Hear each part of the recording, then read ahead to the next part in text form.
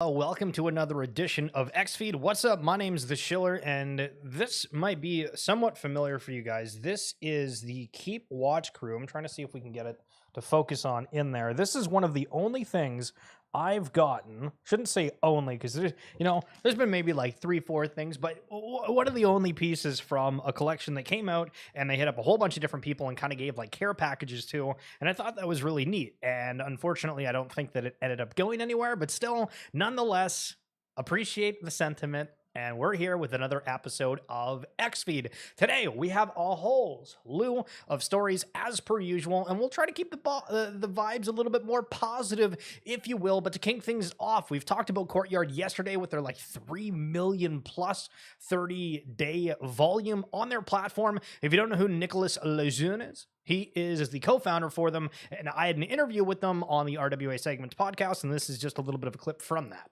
I think the biggest mistake that we've done, and I see a lot of those other companies do, is focusing on the technology rather than the value prop you're selling. Initially, we were like, get your cards on chain. And a lot of users, I'm not talking like to the early adopters of Web3 who are really passionate about getting cards on chain, but a lot of users who collect those type of assets you're selling don't care if it's on the blockchain or if this blockchain or that other blockchain or anything, right? They just care about the card. And I see a lot of platforms saying like, bringing physical card on chain as like their main marketing message. And we saw it. We did something with sneakers where we built this whole company called Sneaks. We did this website. It was going to be like the StockX for sneakers. We put the sneakers for sale, but there was no gamification or anything. We sold 30 sneakers after working 3 months on it. It was the biggest failure on this. And we realized it's because we focused too much about just having the sneaker on chain and then what, right? It's if you can do a lot more to it, that's great. But if the whole value prop is like having one sneaker on your blockchain, that doesn't bring that much value for the end user. It is an interesting standpoint. Again, the narratives, right? I keep harping on this thing about the narratives out there that we're all getting told. And it's, not to use the word brainwashing, but I feel like it's a certain term that will get you kind of thinking about things, is when people say historical NFTs, this, that, and the other thing. We say, oh, this certain collection is the alpha. It's always been. And it's like, okay, well, what are the narratives for it? What's the education behind it? Is it just a buzzword? Is it an easy thing to say? And great highlighted point from there. And again, if you're wanting to see the full episode, I have retweeted that on my page, or if you check in the description down below on YouTube. McKenna talking about this post from Proof of Play. I'll read what McKenna has to say about it, and then we'll go through over like the post initially. But it says, one of our Web3 gaming theses for fund is identifying emergent studios who can host the next wave of market entrants on their in-house infrastructure. For example, the Sky Mavis team building out Axie Infinity, which subsequently led to the massive success of the Ronin chain. The Proof of Play team has not only built a fully on-chain game engine, but their own infrastructure to host fully on-chain games, being the live Apex chain and soon to launch Boss chain. The team has an exceptional track record in traditional gaming and solid in-house Web3 technical expertise, which is a rare find. Expect some written research on their flagship of the title Pirate Nation and the underlying infrastructure that powers it, the Pirate token. And we've heard all of these notions earlier in the year of there's going to be hundreds of chains, which huge amounts of airdrops being put out for them, massive funding. It's like 1 billion every single quarter that gets pumped into the space in terms of like strictly investing, not just buying and selling NFTs type deal. There is a lot that's coming. But Proof of Play, for the post that was just commented on, multi-chain V1 will launch next week. With the introduction of Boss Chain, Boss will work seamlessly alongside Apex, our first chain. Players will be able to trade with each other across chains with no bridging. This launch forms the basis of all our future scale. Again, the amount of people building within the blockchain space just gets bigger and bigger. Forgotten Runes Wizards called again. They said that they're going on Ronin for their game, but they're launching the Donuts point system. What in the halibut is the Donut point system?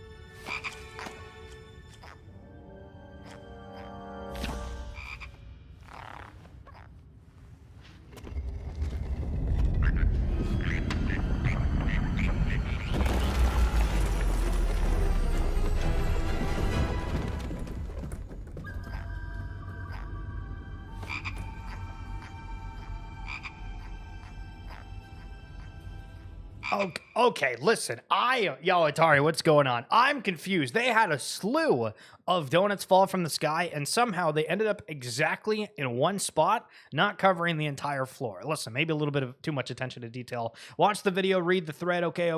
We watched the video. Donuts can be earned through both passive and active methods. The main categories are holding the Forgotten Runes NFTs, Daily Donut Claim, playing Rooneyverse, Bugbear Temple, Donuts Jackpot, and the referral system. So, complete in-game quests and earn cards for the Bugbear Temple.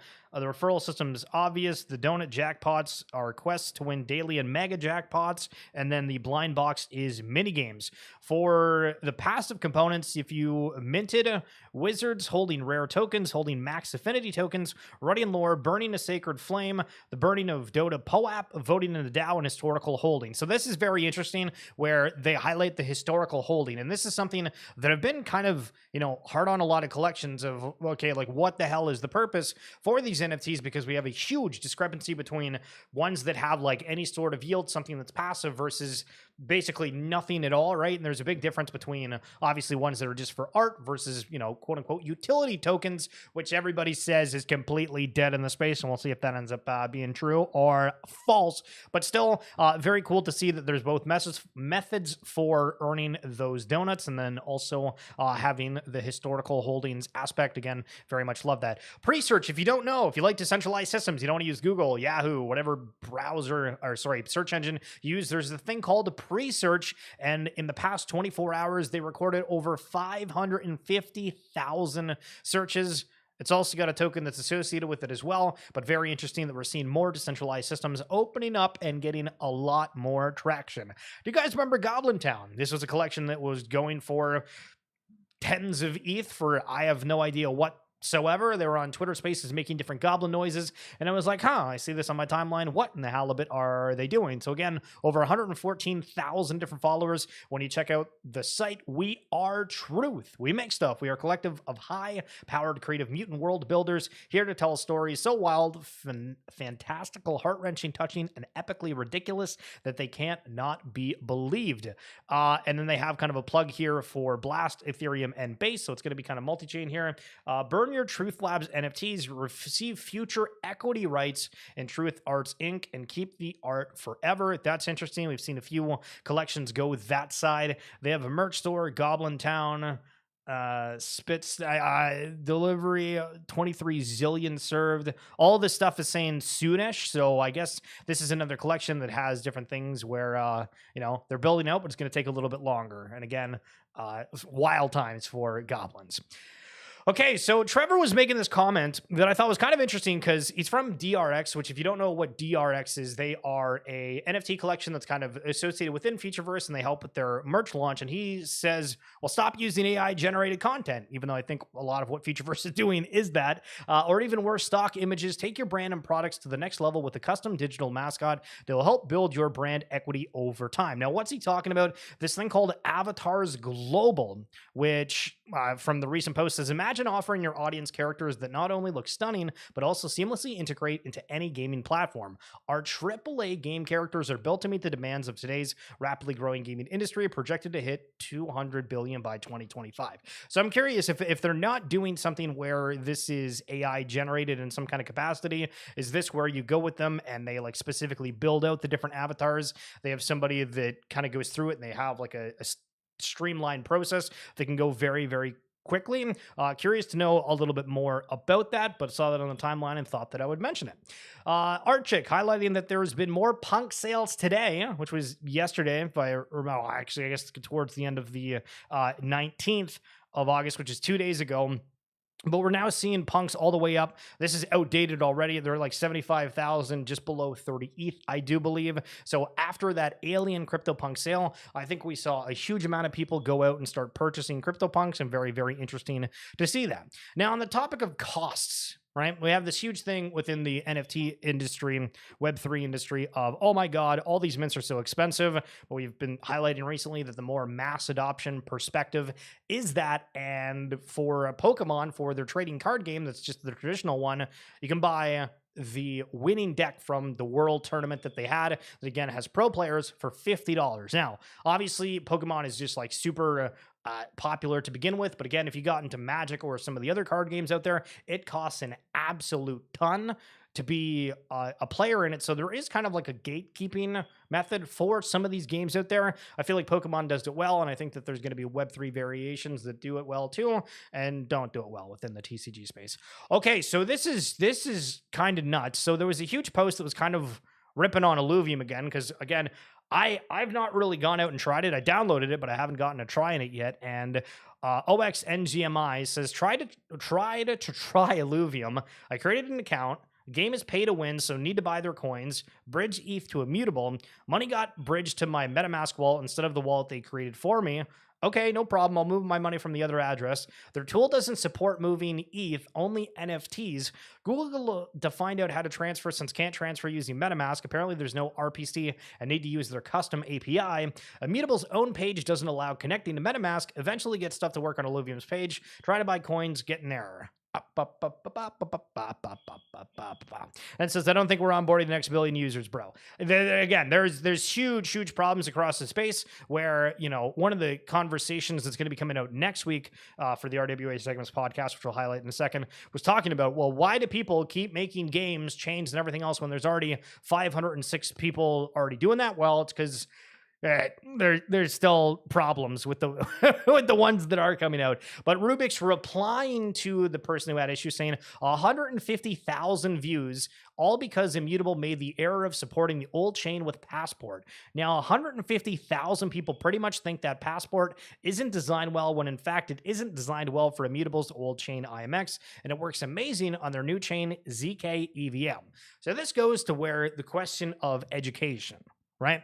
Because we saw that headline, we highlighted it. If we didn't go over this, where there was kind of like correcting and saying, oh, you know, there is some issues, but it's supposed to be built within this kind of infrastructure, like, oh, okay, like that's an oversight to an extent, but that sounds like there's already a way to kind of get around it, and it's just somebody having an inopportune time with it. But again, within the space, you see these hyperbolic posts all the time, and is it always true? I don't know. Now this one, I'd make some arguments with it. If Yuga did a $10 million mint today, it would still sell out. Things aren't as bad as it seems. It's just that things were stupidly good before. Have faith and manifest the bull. Now, I don't know if everybody's just sitting on a ton of liquidity, but to get like a $10 million mint out, I feel like Yuga could do that if it was like a bunch of cheaper things. I mean, maybe if they went for like a higher end, like they did with the Bitcoin Ordinals mint, I forget, 12-fold, if you guys remember that one. But I don't know. Have we seen a lot of collections do extraordinarily well, upwards of $10 million? We've seen Courtyard sell out, you know, $500,000 to $1 million worth of pack drops consistently.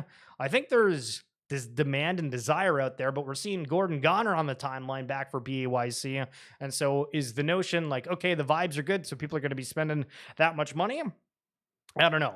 Now, Adidas seeming to just take over everything within the Web3 space. Thought that they were only going to be doing a couple of collabs before, but we just saw the one with Doodles. They previously had the one with Apes, Pixel Vault, G-Money, etc., etc. And now Adidas is getting in bed with Cyberkongz. We're excited to join forces with Adidas, says Cyberkongz, to launch a limited collection of digital collectibles for Genkai. This partnership is extremely special to us, as not only we have collaborated with the famous Three Stripes, but it also marks the beginning of combining our original storytelling with physical and digital collectibles from partners. The Adidas Week will begin on the 26th of August, with every single day having an exclusive Cyberkongz x Adidas digital collectible. So again, getting more and more from the brand side of things. Are we going to have any clothing manufacturers outside of Adidas come in the space? I mean, we'll see. Okay, so Bo is one of the commentators for the Pokemon trading card game. And as I mentioned a moment ago, they had the Worlds. She's talking about how they're getting DMs over like a judge's decision and all this stuff. Listen, I'm just going to throw it out there. If you see people on the timeline, they're ripping you, they're saying stuff you don't like, just use the block button. Who in the hell cares? You do you. Not everybody's going to see everything, but you have the opportunity in life to generally pick what you consume online. Use that block button furiously. The NFL has made its NFL Sunday ticket service available on the Apple App Store for $679.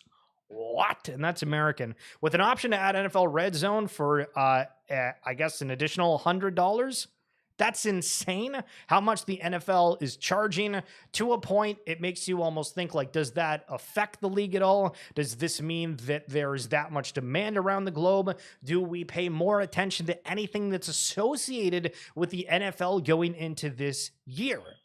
Because that is some massive pricing. And I mean, in Canada, there's like an app called Dazn, D-A-Z-N, and you can pay like $200 and you get like the whole NFL season.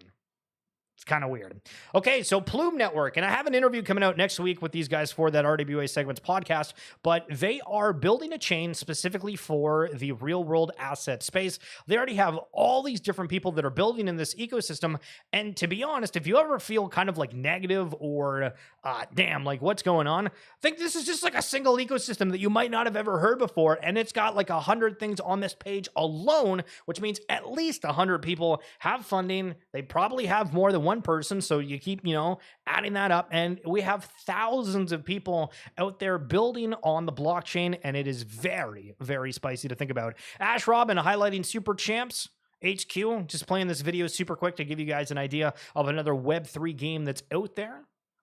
Not necessarily my type of game by any means, but for some, I think you'd end up liking it. But to the point we just said, more and more people building in the space all the time. Now, I saw this from Bobby, and he was saying, so when can Web3 games be as high quality as Web2 ones? Black Myth Wukong's development cost was $50 million. I'm pretty sure several Web3 games raised multiples of that so far, but have produced nothing worth playing. So this is the exact same narrative that we saw with Palworld. Do you guys remember when Palworld went as viral that it did, and everybody's saying, why the hell haven't we been able to do these different things within Web3? We have Pixelmon, we have Mon this, Mon that. Why in the world is there not more attention being paid? And then you kind of forget the aspect of like the blockchain integration, the interoperability, the idea of this whole like metaverse thing, and that Web3 games seemingly are supposed to be a little bit different than Web2 games. You would think, or is it just the same and you get to like own your assets? And that makes a difference. I think we're going to be shocked at like the different things that happen over time in terms of what's available, the type of games, and specifically what kind of genres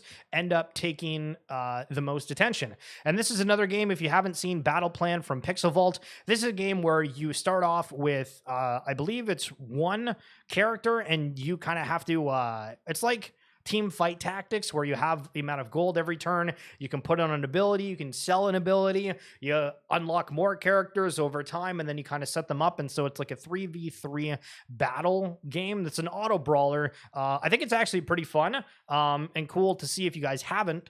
But again, the amount of different variations of games are out there.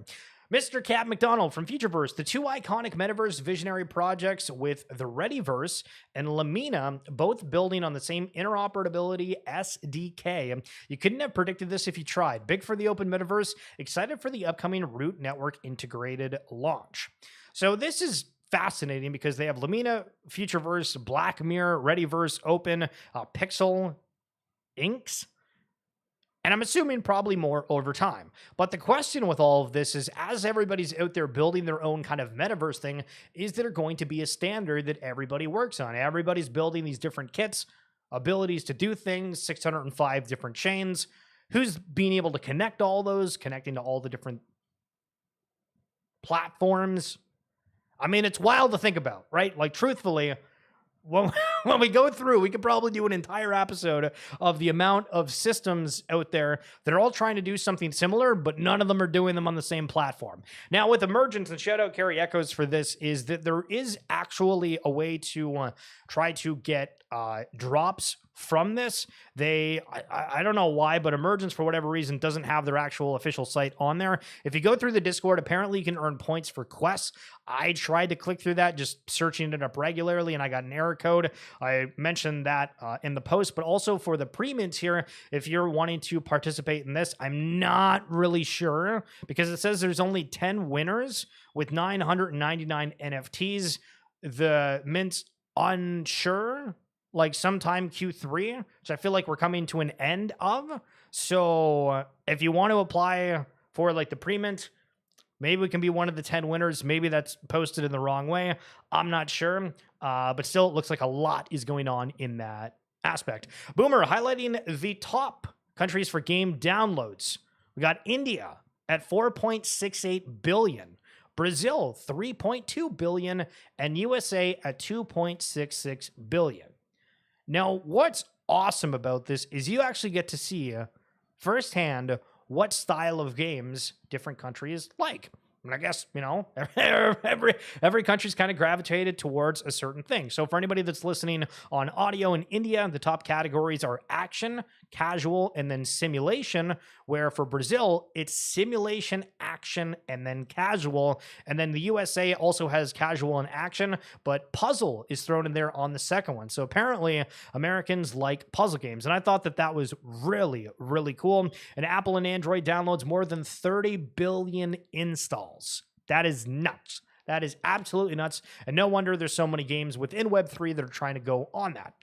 Now, we talk about brands and everything. Over at McDonald's, they're doing a Hello Kitty and a Yu-Gi-Oh collab.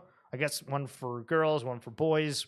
And it's just, I don't know. Every time I see these mass brands, I keep going back to what's possible within the NFT realm.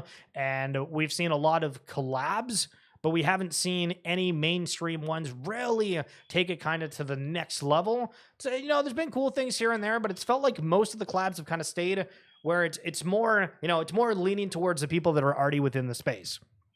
Now, there was another post where Aaron McDonald talked about congrats to the Root Network core team. They had the Substrate upgrade, and then also mentioning that there was a lot of things that have been waiting for this, and it's been taking a lot of resources internally, so it's great to have that under our belts. And then he was talking about FUD and other stuff and saying hopefully people sell before the progress catches up to the price. Ole Lehman having a little bit of a post about the USA. Do you agree with this? He's from Europe. He said, number one, in the USA, money is an open topic, unlike it's taboo in Europe. I feel like, I don't know, in Canada, do we talk about money a whole lot? Not necessarily. Depends on your friends. Fast food was disappointing. Totally agree. Tried American fast food. It's fine. I thought it was going to be better. How are you is thrown around too casually. Well, so is talking about the weather and other things. It just kind of is what it is. And he's saying tipping in America feels like a broken system. I feel like, you know, I didn't really think tipping was going to be a huge talking point in 2024. But yeah, it's, you know, you go through a drive-through, you do anything, it's tip that, tip. It's already expensive as hell to begin with. What is going on? So I posted this yesterday. We only got 15 responses, which is fine. But I was kind of curious, right? Because if you're out there, if you're somebody of... I mean, you're trying to make posts on X to, you know, garner following, have an opinion, see what others have to say. Does it matter to you what other people have as their profile? Would you rather them have an avatar? Do you feel like, okay, I feel more connected with them because, you know, most of the time, at least for us, if you're watching, it's probably, you know, you recognize the NFT style. Do you prefer if they have a face? Do you feel, hey, you know, like that makes me connect with them more because I feel like they're a human and you can kind of judge them from their looks, whether, you know, some people say, hey, you shouldn't judge by looks, but I mean, you're going to do that. Generally speaking, if they have a face, or do you just simply don't care? And I was surprised at the results. Again, 15, kind of small, but 60% said that they prefer others having an avatar. Very interesting. And Gordon Goddard coming back on the timeline. A lot of good vibes around NFTs. Interesting seeing the Gordons on the timeline getting a ton of attention too. 87,000 impressions from this. Kind of crazy. Started work on the BAYC treasure hunt this week. First time in 3 years I feel like I have full creative control over something. First time in 2 years I feel healthy enough to commit. Solely focused on this, putting my name on the line. No idea how long it will take to complete. Same feeling I had when I was making BAYC with my co-founders. All this pent up frustration of illness. All this untapped pranic potential. Pointing my bat out to the nosebleeds, this will be unlike anything that has ever occurred. Woe to my enemies who wish they had my ability to synthesize reality. Woe to the haters who will say merely a treasure hunt, a pox upon them, for the stars have aligned and ape-like angels surround me. I drink their milkshakes. What the hell was the last point of this? So, I mean, is it hyperbolic to say this? Do we think that we're going to be in love with it? If for anybody that doesn't know, for different treasure hunts and things that Bored Apes have done, it's very integrated, very much difficult, where there was people that were hired, that were entire teams that went out to be able to, or to be able to crack it. So there was like a team of geniuses that came together to crack the code, win the BAYC and all that stuff before. So you have like kind of the traditional person that goes out and tries them, but curious if it's going to be a little bit easier. Massively hard just to get some headlines. Feel like the other one's not talked about too much, but it was really, really big at the moment. And then also, I noticed this was kind of interesting. Somebody replied to him saying, so is this supposed to be like the Ready Player One treasure hunt vibes? And he said, this is the goal. Well, listen, we know somebody else out there who's doing some things with Ready Player One.